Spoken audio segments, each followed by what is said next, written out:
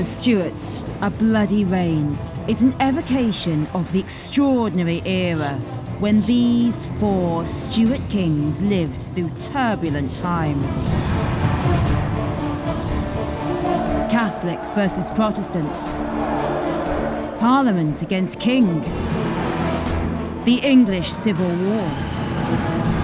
Europe torn apart by religious conflict. The Plague. The Great Fire of London. And finally, a Catholic king fled his country and his throne.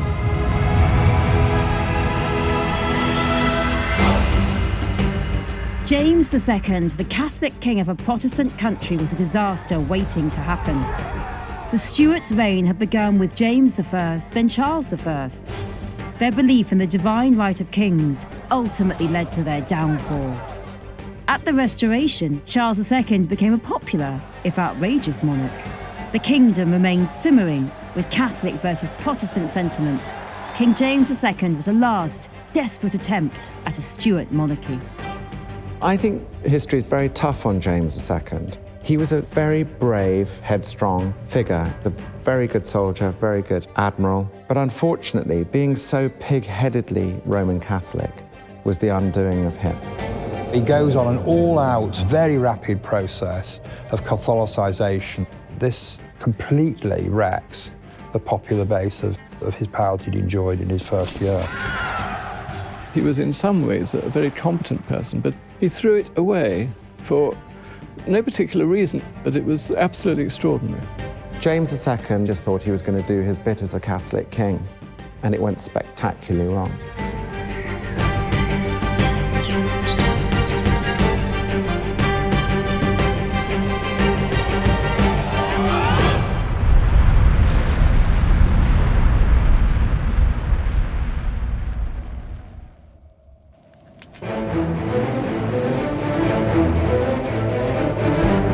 King Charles II died on the 6th of February 1685.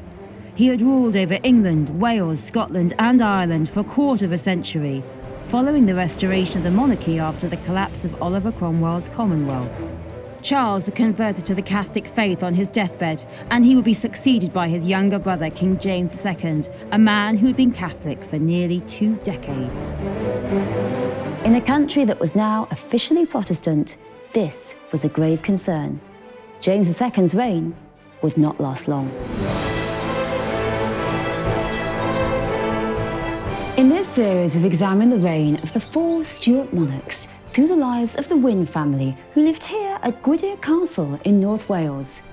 The Wynnes owned hundreds of acres of land surrounding the castle, and they prospered enormously during the Stuart era. It all began with John Wynne, who inherited the Wynne estate in 1580. During the reign of the earliest Stuart monarch, King James I. John would be knighted, and the family would be honoured with the title of baronet. During King Charles I's reign, Gwydir was overseen by John Wynne's son, Sir Owen and Sir Richard. It was at this point that the connection between the Wynne family and the ruling Stuart dynasty was strongest of all, as Sir Richard Wynne was a close personal friend of King Charles I. But then, civil war broke out, and the king was beheaded. Sir Richard Wynne never recovered and died just a few months after he witnessed his friend and king being publicly executed. Sir Owen Wynne had to care for the estate with his wife, Lady Grace, during the challenging period of Oliver Cromwell's rule. With the restoration of the monarchy and the return of King Charles II, the Wynnes would prosper once again, this time with Sir Owen's son, Sir Richard Wynne the Younger, back in the restored royal court.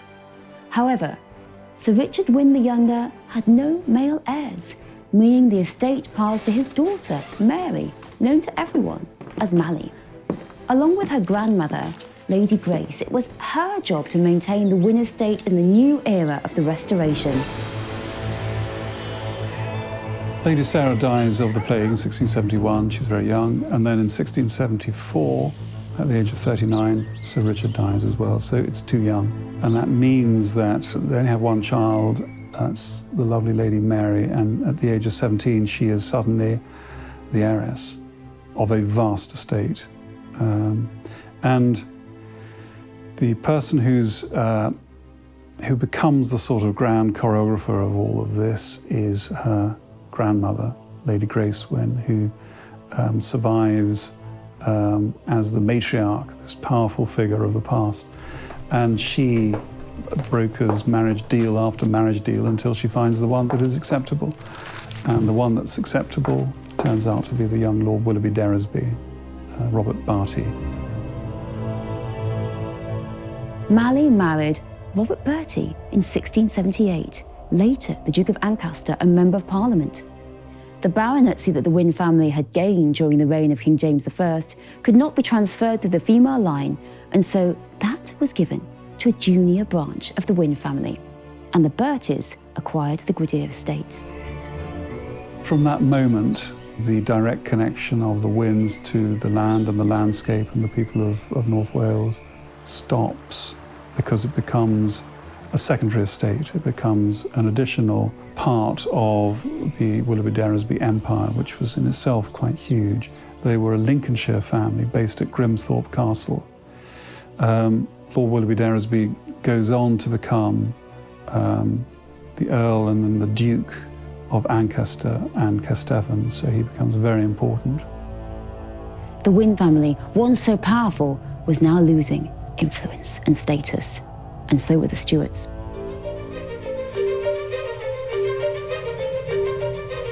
For most of his life, King James II had never expected to become king.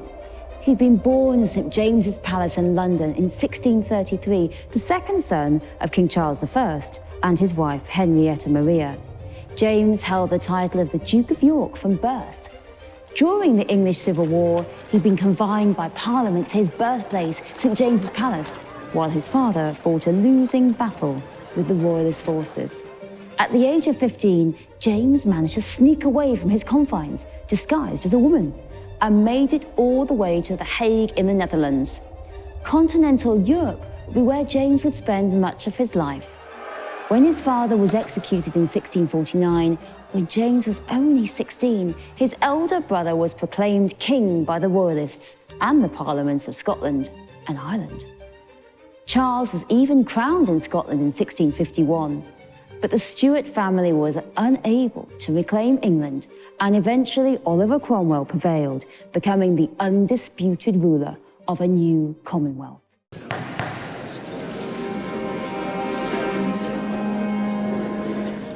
Charles and his brother James sought exile in France, their mother's homeland, and it was during this time abroad that James was exposed to the beliefs and the ceremonies of the Catholic religion. As time went by, he was drawn to that faith with greater and greater conviction. James even served in the French army, but France chose to ally itself with Oliver Cromwell. The Stuart family made an alliance with Spain as a result, and James switched over to the Spanish forces and battled his previous French colleagues. James learnt to be a soldier, and he'd fought first for the French and then for the Spanish. He'd fought for the French until he was driven out of the French army by the treaty by which Cromwell allied with France against Spain. But he just flipped over and went and fought for the Spanish side. And in fact, in the last of the great battles of the New Model Army, back in the dunes up in France and Belgium, the English armies of Cromwell, one of the people fighting against them was James. He was on the battlefield.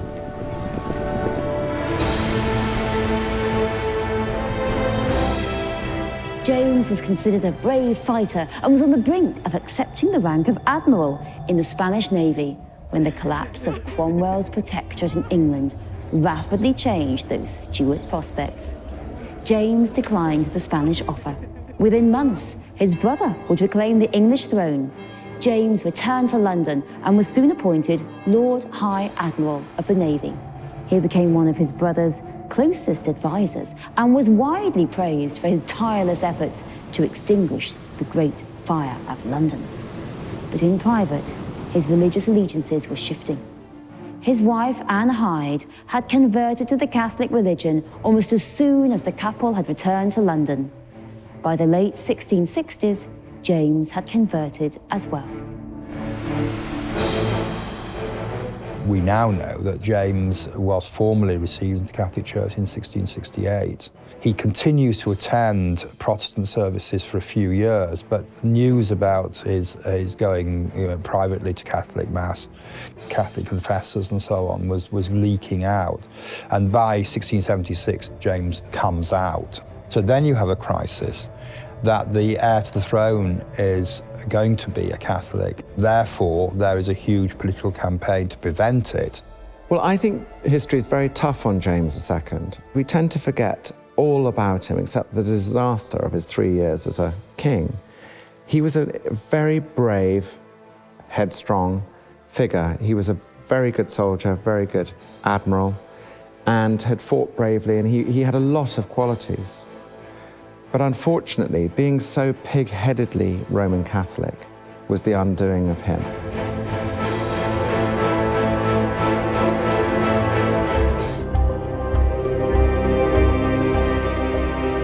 1673 was a critical year in the life of the future King James II.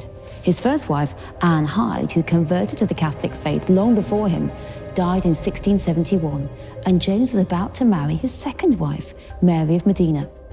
1673 was also the year of the Test Act.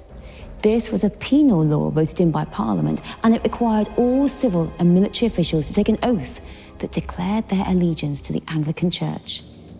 James was in an impossible position. He couldn't betray his principles and make such an oath. He refused, resigned as Lord High Admiral. Well, there had been rumours abounding that he converted to the Catholic faith, and he was now married to a Catholic bride from Italy. Those rumours now seemed confirmed by James' refusal to make that oath required by the Test Act. The difficulty with James II was everyone knew he was Catholic. It was not something he could hide, and not something he wanted to hide either. Obviously, when push came to shove at the Test Act, he had to just resign his commission as Admiral. And that meant he was okay, because he didn't have to do any signing, he didn't have to do any oathing.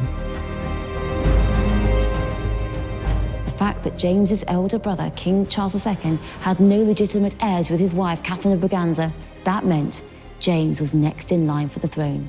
He became the focus of numerous conspiracy theories. Many suspected there were plots to assassinate Charles, replace him with James.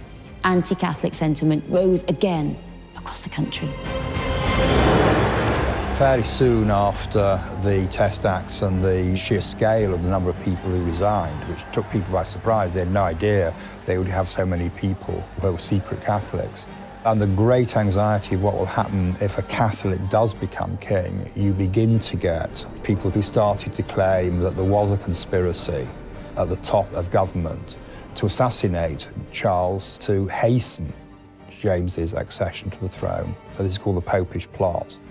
And the claim that there were a large number of people who were conspiring to assassinate the king, and that if James didn't know about it, he was turning a blind eye to it. And in any case, he was the beneficiary of what they were doing. And the way to prevent the assassination of the king and the succession of a Catholic ruler was to pass an act that would mean that the Catholics couldn't benefit from the assassination. I mean, if there was a law which prevented a Catholic successor, there's no point in killing the existing king, particularly one who had been fairly lenient, in his attitude to the Catholic population. To soothe the worried public, King Charles II arranged for James's daughter Mary to marry the Protestant William of Orange.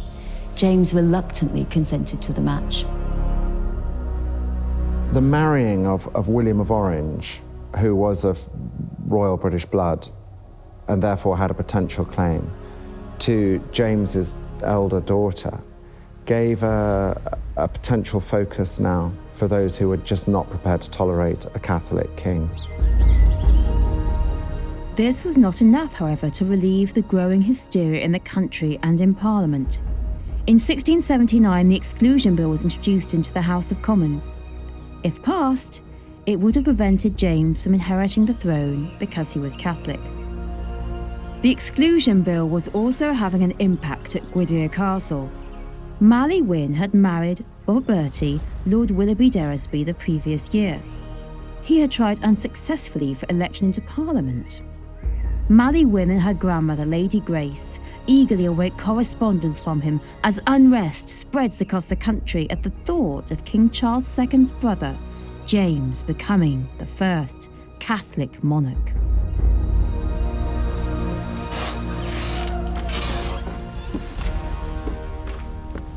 My lady, my lady. Thank you, Tal.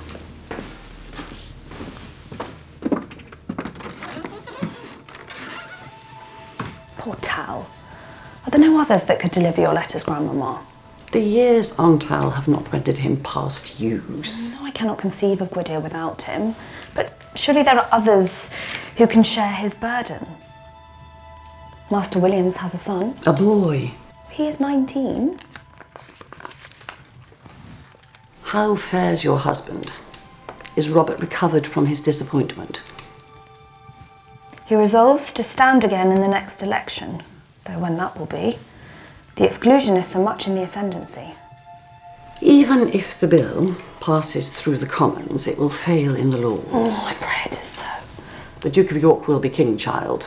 Fool do he be. Grandmama. Not in my time, I pray. But does the Duke not abide by his conscience, his principles? Principles are an o'er-admired thing. I wonder, though, at the exclusionist mind. Can the law alter what God has settled? If Parliament can choose itself a king, why not a tenant his lord? It pulls at society's very order, I fear. I suppose Master Williams can learn the duties of a gatekeeper. They grow so fast, the young. Let us see if we can o'erpace Tal and tell him of his new apprentice.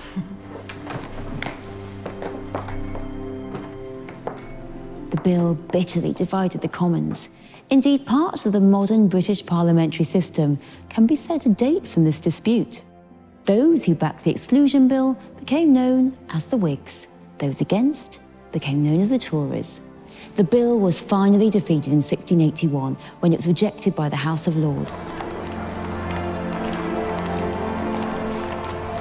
Clearly the failure exclusion and the revenge which is taken by the regime in dismissing so many prominent supporters of exclusion from their positions will produce, as it always has in history, some people who overreact and think the only solution is to assassinate Charles and James. There's a lot of talk. There's not at all clear how much action there is to plan to intercept him as he returns to London from the races in Newmarket.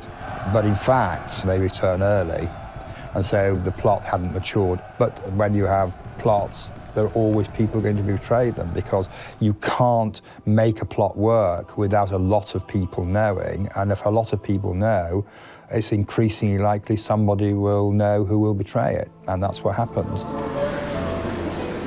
The botched assassination attempt on the Stuart brothers in 1683 provoked a wave of sympathy for James.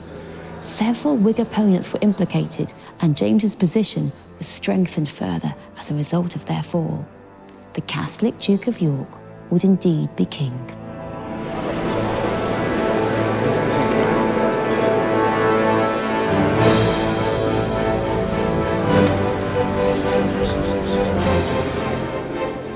King James II was crowned on April the 23rd, 1685, but almost immediately he faced a rebellion from his own nephew, the Duke of Monmouth. Monmouth was the eldest illegitimate son of King Charles II. He proclaimed himself the true king in Lyme Regis in Dorset, and his Monmouth rebellion attempted to overthrow King James II. Here at Gwydir, the situation was followed especially closely because Mally's husband, Robert Bertie, was a captain and was now fighting on behalf of King James in the attempt to swiftly crush the rebellion. It gives me great joy, dear husband, to hear of your efforts in London and the Commons on behalf of our new king. There is great rejoicing here at Grimsthorpe as well. This Sunday gone, the parson even read from the pulpit His Majesty's words, which I thought very fine and noted well. I shall make it my endeavour to preserve this government, both in church and state, as it is by law established. As I shall never depart from the rights and prerogative of the Crown, so I shall never invade any man's property. The parson gave it much import, the word of a king being more secure by far than any mutable law. Lord Willoughby D'Eresby is holding office under James II, but also, interestingly, he's captain of a troop of horse under King James, fighting at the Battle of Serachig in 1685, so against the Duke of Monmouth in the Monmouth Rebellion. That's very interesting. The Monmouth Rebellion was quickly dealt with, as was another rebellion in Scotland that occurred at the same time, known as Argyle's Rising, led by the Earl of Argyle. These two rebellions had been coordinated together, but neither of them were able to drum up enough volunteers in the end. Both the Duke of Monmouth and the Earl of Argyle were captured and executed. The rebellions were put down with ease, but they deepened James's insecurities. He strengthened his army and put loyal men in charge of the regiments. This might have eased his worries, but the actions caused alarm in Parliament. A standing army of such size was not a tradition, and many of the chosen commanders were Catholics. This placed Mary's husband, Lord Willoughby's position as captain, under threat. Are you in there, boy? Forgive me, my lady. Thought it was young Williams. I can have these chambers readied. No. Well, perhaps just the fire. Tal? Yes, my lady. Will you not sit a moment? Well, I know you did so with my grandmother from time to time. Perhaps in her memory?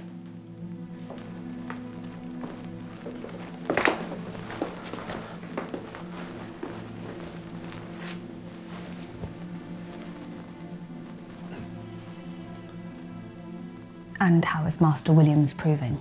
Tardy. Often in need of a bath. I can see why you and my grandmama got on so. You were a soldier, were you not? For the martyred king. We have always been loyal servants to the Crown, this family. My husband's likewise.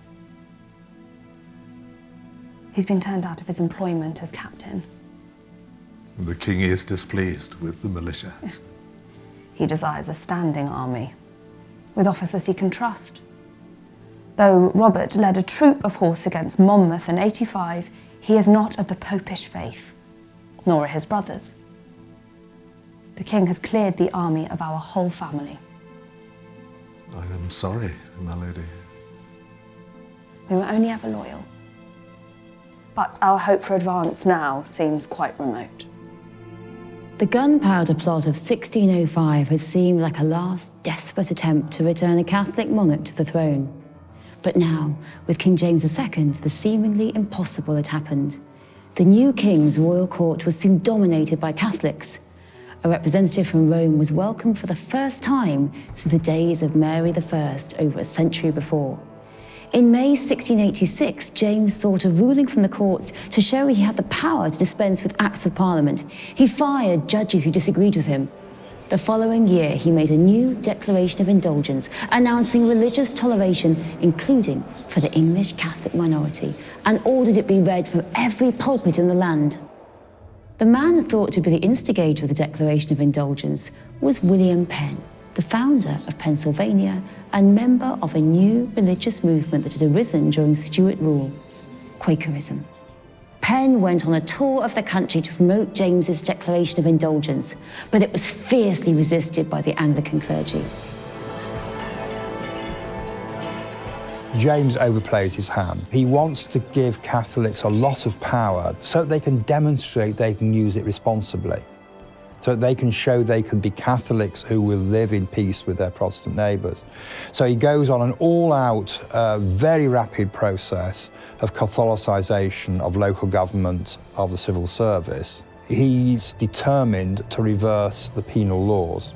He's got to find people who will do his bidding who are Protestant, and so the Anglican establishment are pushed aside, and lots of Quakers and Presbyterians and others are pressed into service to be nominated for Parliament, and he changes the conditions of elections in towns so that the town councils will elect MPs and not the general electorate. He narrows the franchise, and then, of course, he himself nominates the people who will be the town councillors. It is an extraordinary thing. And he calls in every single existing MP, one by one, and asks them if they will support the repeal of the penal laws and the Test Acts. And they all say no. So he has to go to these even more desperate lengths. And this completely wrecks the popular base of his power that he'd enjoyed in his first year. The Archbishop of Canterbury, along with 6 other bishops, defied the king's orders. The 7 bishops, as they were known, were soon arrested, taken to the Tower of London. But their acts of resistance galvanised the public in an unexpected manner. The bishops were eventually acquitted at their trial, and this meant jubilant scenes up and down the nation, embarrassing the king. With each passing month of his reign, James seemed to mimic and exceed the example of his executed father more and more. His attempts to rule as an absolute monarch were being fiercely resisted. His reign, that had started with enthusiasm, general goodwill, was coming to a crashing end.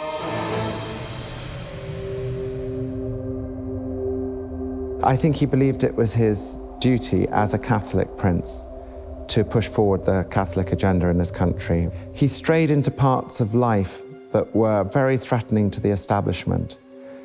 He got involved in the election of fellows at Magdalen College, Oxford, and it became a cause célèbre with people having to, very important, influential people being put into prison because they disagreed with him. And at the end of the day, I think he thought his powers as a monarch were greater than they were. He hadn't taken on board the lessons of the civil wars, the fact that the Stuarts weren't able to just behave as they wished.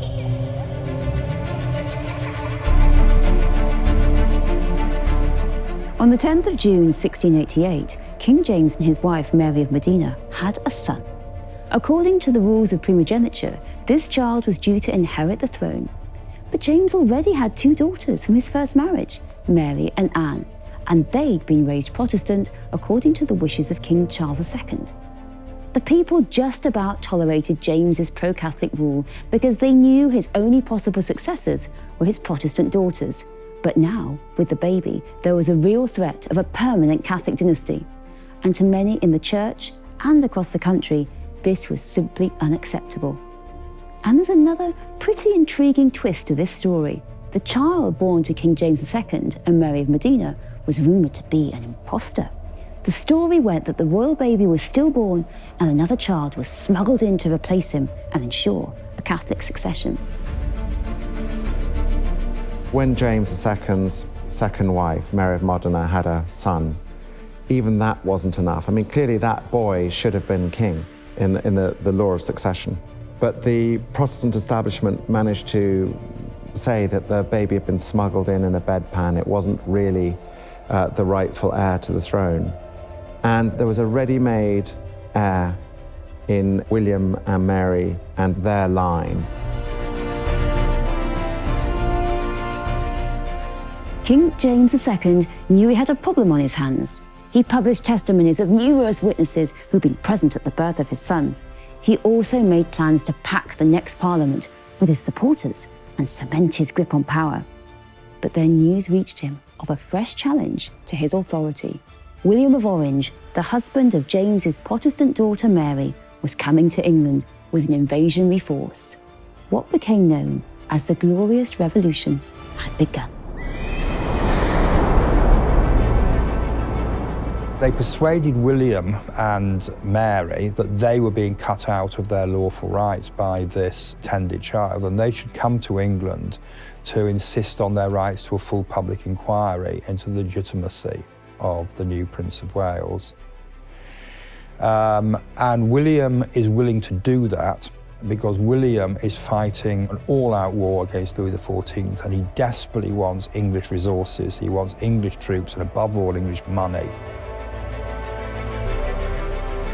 Now the contender was William, who saw England as a very, very useful ally, particularly its wealth and its navy, in his perpetual battle against Louis XIV's France. So that's why he was prepared to do it. It wasn't out of any great pride or whatever, it was purely practical. He wanted to have the English on side against France in the great struggle against the Catholic king.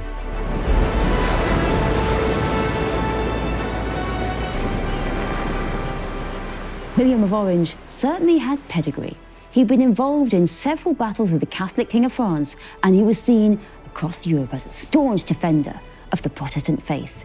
His armada of 463 ships carried 15,000 fighting men across the Channel. William landed his forces at Torbay on the 5th of November, 1688. 83 years after Guy Fawkes' attempt to end the rule of Stuart kings had failed, another attempt on another king, James, was about to begin. And this time, it wasn't going to fail.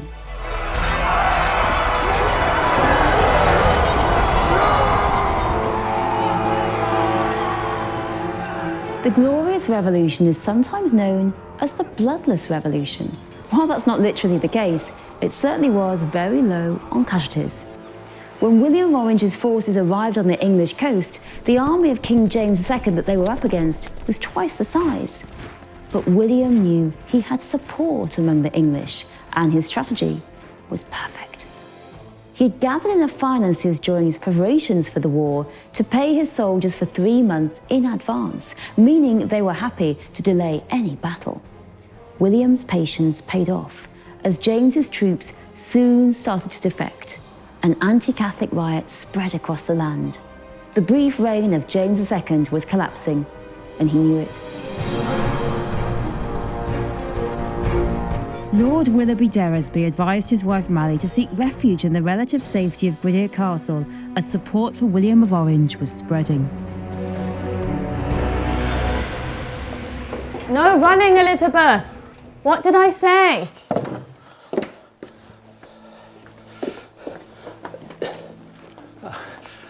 How long will my lady and the children be in residence? As long as my husband deems it necessary for our safety.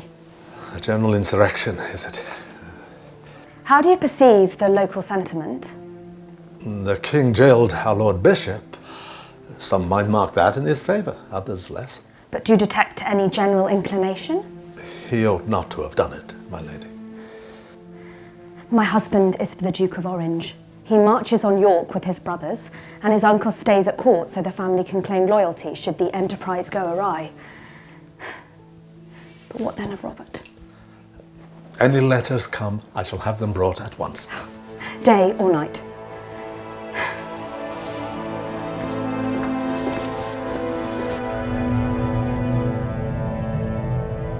James's real problem lies in the fact that he's relying on certain loyalties that are no longer intact.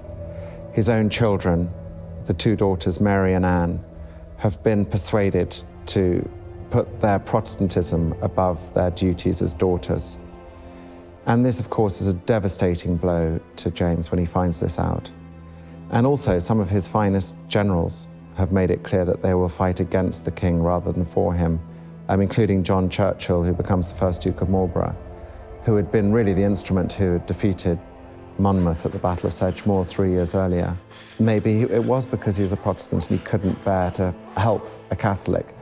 But James was correct to say that he had taken him from an obscure page boy, given him a commission and helped him on his way, and now this young, brilliant commander was fighting against him. When William arrives, James's commanders are career mercenaries, they're not Catholics. They do what mercenaries always do, they make a calculation on whether they think they're going to win. And James is having some sort of nervous breakdown. He has incessant nosebleeds, which are clearly hypertension. He's clearly behaving irrationally. And I think the professional soldiers, like John Churchill, the future Duke of Marlborough, they look at their commander-in-chief and they think, this is not a guy I want to serve with. To have your daughters side against you in a matter really of life and death and of your dynasty's future, and to have those who you've made from nothing into people of great substance, it must have been devastating on a personal level. But there was always the thought during his remaining years that, well, look what happened to Charles II. He'd come back against the odds. So we know it never happened, but there were a lot of people in England who were playing a double game, communicating with James in secret, just in case he did come back, because they didn't want to end up being beheaded.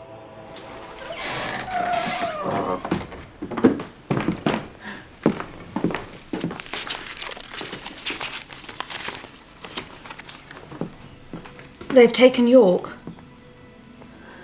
The northern nobles are declaring for William. The king marches west to meet the prince with 40,000 men, though Robert says that number is continually diminished. Whole armies are abandoning the king's cause. Day by day, Prince William's army grows. All seems to be happening with great speed, my lady. Well, Robert is very hopeful.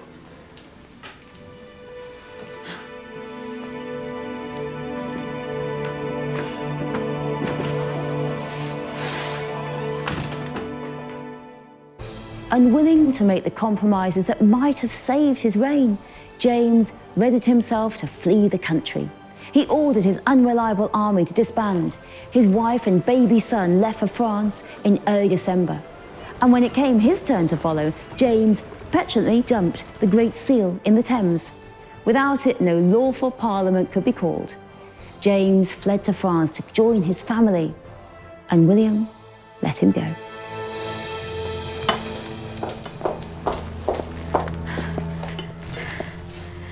It is done. The king has fled to France, the Queen and the Prince of Wales too, with scarce a battle or bloodshed. Will we be making arrangements for your return to Grimsthorpe, my lady? We shall. All's well. These knees aren't much up to chasing the young ones. They have been most contented here, as have I.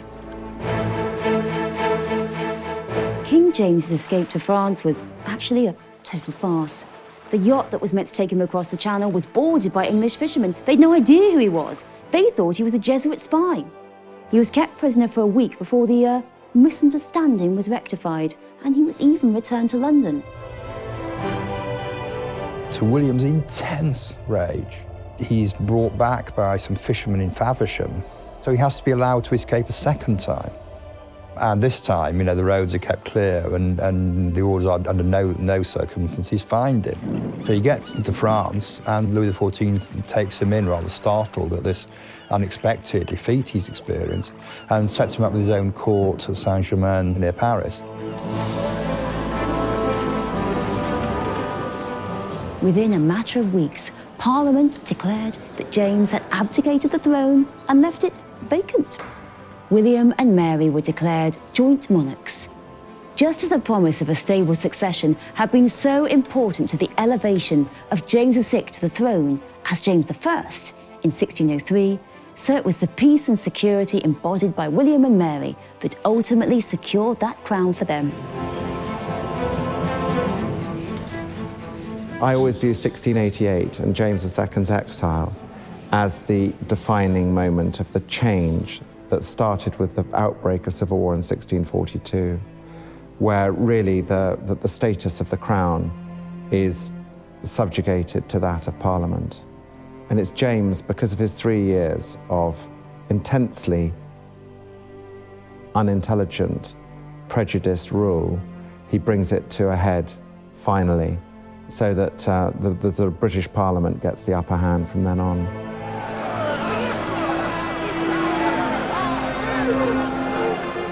James did not give up. He was planning an attempt to reclaim the throne, just as his elder brother Charles had done. With the help of the French, he landed in Ireland and raised an army to seize back the throne. But he was defeated by William at the Battle of the Boyne in 1690. James fled, never to return to England. I don't think James II was a natural quitter. It was because of the overwhelming evidence that it was over. He just misjudged the central tenet of the Protestant establishment in England, particularly when they looked overseas to France and saw what Louis XIV was doing to Protestants, treating them with savagery, people being broken on the wheel, literally broken on a wagon wheel, or being executed in other ways or being branded as being Protestants. And it was so close geographically, and the thought that it might come across the Channel to England meant that there was absolutely no way that what looked suspiciously like Catholic absolutism could be tolerated by James's people. James died in exile in 1701, convinced he'd lost his throne because God had punished him for his adultery. His remains were destroyed during the French Revolution, and so too were his memoirs, meaning that we don't have an awful lot of his perspective, and we've got rather a lot of the opinions of his enemies. James's descendants made attempts to get that throne back.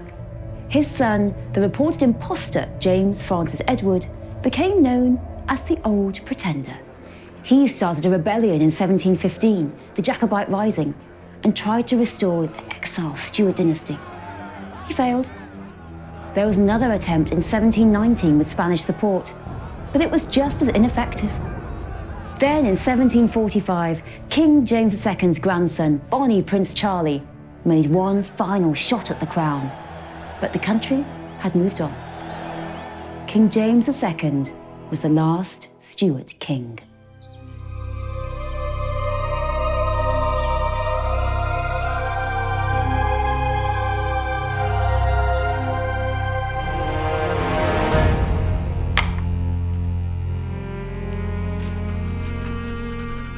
The winds span the whole rise and fall of the Stuarts. Sir John Wynne is knighted in 1606, 3 years after James I came to the throne, one of the very first baronets. Charles I served loyally by Sir Richard Wynne, 2nd baronet. The 4th baronet, Richard Wynne the Younger, was chamberlain to the Queen of Charles II.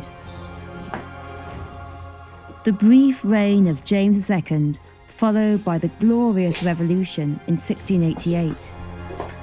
And then, in 1689, Lady Mary Wynne, the last of the Wynnes, dies. Gwydir Castle's glory has also come to an end.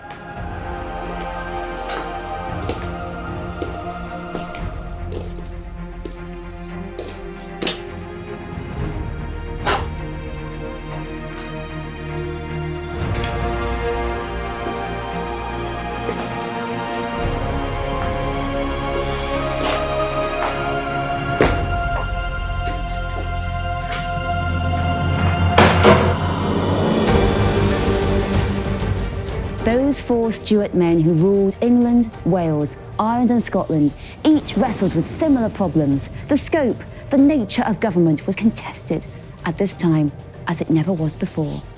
It made their era divisive, often bloody. But the reigns of the Stuart kings saw the beginnings of the modern British state, the unification of England and Scotland, the last death rattles of absolute monarchy, and the rise of Parliament as the dominant power in the land.